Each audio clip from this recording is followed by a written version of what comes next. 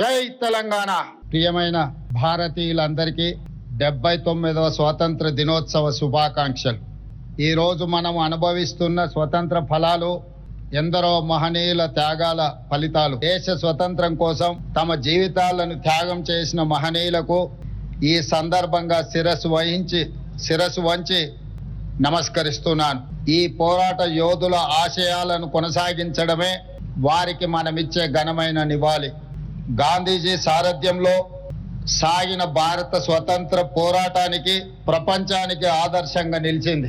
అహింసే అస్త్రంగా మహా సంగ్రామాన్ని గెలిచి ప్రపంచానికి సరికొత్త పోరాట పంథాను పరిచయం చేసింది. మహాత్ముడి సారథ్యంలో బయట శత్రువులైన బ్రిటిషర్లపై యుద్ధం గెలిచిన మనం, పండిట్ జవహర్లాల్ నెహ్రూ సారథ్యంలో దేశ అంతర్గత శత్రువులైన పేదరికం, అసమానతలు, అస్పృశ్యత, అంటరానితనంపై పోరాటానికి నాంది పలికాం. మనం సాధించుకున్న స్వతంత్రానికి అర్థం, పరమార్థం చేకూర్చే ప్రజాస్వామ్య పాలనకు పునాదులు వేసుకున్నాం. 1947 ఆగస్టు 14వ తేదీ అర్ధరాత్రి దేశ ప్రజలను ఉద్దేశించి పండిట్ జవహర్లాల్ నెహ్రూ చేసిన ప్రసంగం కోట్లాది మంది భారతీయులను ఐక్యం చేసి లక్ష్యం వైపు నడిపించేలా చేసింది. దేశంలో గత 10 ఏళ్ల పాలన చూస్తుంటే మన దేశ ప్రజల ఆత్మను ఆవిష్కరించిన ఆనాటి పండిట్ జవహర్లాల్ నెహ్రూ ప్రసంగాన్ని ఇప్పుడు మరోసారి స్మరించుకోవాల్సిన అవసరం కనిపిస్తుంది. అందులోని కొన్ని అంశాలను ఈ సందర్భంగా దేశ ప్రజలతో పంచుకోవాలని నేను భావిస్తున్నాను. పండిట్ జవహర్లాల్ నెహ్రూ గారు ఆనాడు దేశ భవిష్యత్తు మనల్ని పిలుస్తుంది, దేశంలోని కర్షకుడు, కార్మికుడు ఇలా అన్ని వర్గాల స్వేచ్ఛ స్వాతంత్ర్యాలు రావాలి, పేదరిక నిర్మూలన జరగాలి, అసమానతలను రూపుమాపాలి, రోగాలను నివారించాలి, మనది ధనికమైన ప్రజాస్వామ్యయుత ప్రగతిశీల దేశంగా ఉండాలి, సాంఘిక రాజకీయ ఆర్థిక సంస్థలను నెలకొల్పి దేశంలోని ప్రతి పౌరుడికి సమన్యాయం, ఫలప్రదమైన జీవితం అందేలా చూడాలి.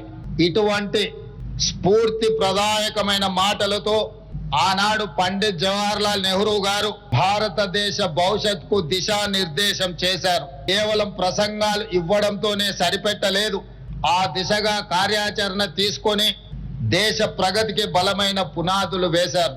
దృఢమైన ప్రజాస్వామ్య, లౌకిక, సామ్యవాద, గణతంత్ర దేశంగా భారత్ను నిలబెట్టడంలో గొప్ప రాజనీతిజ్ఞత ప్రదర్శించారు. పంచవర్ష ప్రణాళికల ద్వారా వ్యవసాయ, పారిశ్రామిక, వైజ్ఞానిక, సాంకేతిక రంగాల్లో దేశాన్ని తిరుగులేని శక్తిగా తీర్చిదిద్దారు. ఆనాటి స్ఫూర్తిని, ఆ మానీయుల వారసత్వాన్ని కొనసాగిస్తూ తెలంగాణ రాష్ట్రాన్ని ప్రపంచంలోనే అగ్రభాగాన నిలబెట్టే లక్ష్యంతో ఈనాడు మేము పరిపాలన కొనసాగిస్తున్నాం. స్వతంత్రం సిద్ధించే సమయానికి దేశం అల్లకల్లోల పరిస్థితుల్లో ఉంది. శూన్యం నుండి మన ప్రయాణం మొదలైంది.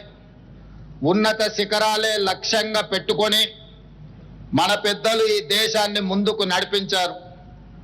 ఈరోజు మనం చూస్తున్న ఆధునిక భారతం 5 ఏళ్లలోనో 10 ఏళ్లలోనో సాధించిన విజయం కాదు. దీని వెనక 79 ఏళ్ల కఠోర శ్రమ ఉంది. ఎంతో గొప్ప నాయకత్వం, నాయకుల త్యాగం, చెమట, రక్తం ఉంది. ఈ సుదీర్ఘ ప్రస్థానం తర్వాతే నేడు మనం ప్రపంచంలో 3వ అతిపెద్ద ఆర్థిక వ్యవస్థగా అవతరించబోతున్నాం. ఈ విజయ ప్రస్థానంలో భాగస్వాములైన ప్రతి ఒక్కరికి మనం ఎంతో రుణపడి ఉంటాం.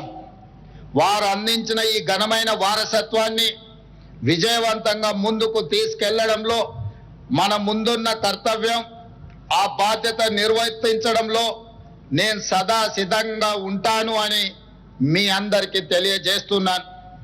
ఆ స్ఫూర్తితోనే తెలంగాణ ప్రజాప్రభుత్వం ప్రజా సేవను కొనసాగిస్తుంది. 2023 డిసెంబర్ 7న మేము బాధ్యతలు స్వీకరించగానే రాష్ట్రంలో ప్రజాస్వామ్యాన్ని పునరుద్ధరించాం. ప్రజలు, ఉద్యమకారులు, అమరవీరుల ఆకాంక్షలు, ఆశయాలకు అనుగుణంగా విధి విధానాలను తీసుకున్నాం. రైతులు, మహిళలు, యువత భవిష్యత్తుకు పెద్ద పీట వేశాం. సామాజిక తెలంగాణ ఆవిష్కరణకు చారిత్రాత్మకమైన నిర్ణయాలు తీసుకున్నాం. కుల గణనతో బలహీన వర్గాల 100 ఏళ్ల కలను నిజం చేశాం. ఎస్సీ వర్గీకరణతో దశాబ్దాల నిరీక్షణకు తెరదించాం.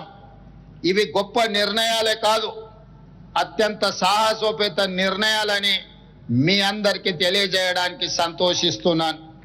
ఒకవైపు ప్రపంచ నగరాలతో పోటీ పడే లక్ష్యాలను నిర్దేశించుకొని, మరోవైపు పేదల ఆకాంక్షలు తీర్చే సంక్షేమ ఫలాలు అందిస్తూ ద్విముఖ విధానంతో మా ప్రభుత్వం పాలన కొనసాగిస్తుంది. మా ఆలోచనలలో స్పష్టత ఉంది, అమలులో పారదర్శకత ఉంది. అందరినీ కలుపుకొని అద్భుతాలు సృష్టించే సమ్మిళిత అభివృద్ధి విధానాన్ని మేము ఎంచుకున్నాం. పాలనలో పారదర్శకత, అభివృద్ధిలో ఆధునికత, సంక్షేమంలో సరికొత్త చరిత్రను రాస్తూ తెలంగాణను 20 నెలల కాలంలోనే దేశానికి రోల్ మోడల్గా నిలబెట్టాం. సంక్షేమానికి కేర్ ఆఫ్ కాంగ్రెస్ పరిపాలన, దీనికి చరిత్రే సాక్ష్యం. పేదలకు అందుబాటు ధరల్లో నిత్యావసర వస్తువులను అందించే ఉద్దేశంతో 1957లోనే ప్రజా పంపిణీ వ్యవస్థను ప్రారంభించి ఆనాటి ప్రభుత్వం పేదలకు న్యాయం చేసింది. 70 ఏళ్లుగా పీడీఎస్ వ్యవస్థ పేద ప్రజల ఆహార భద్రతకు భరోసా ఇస్తూ వస్తుంది.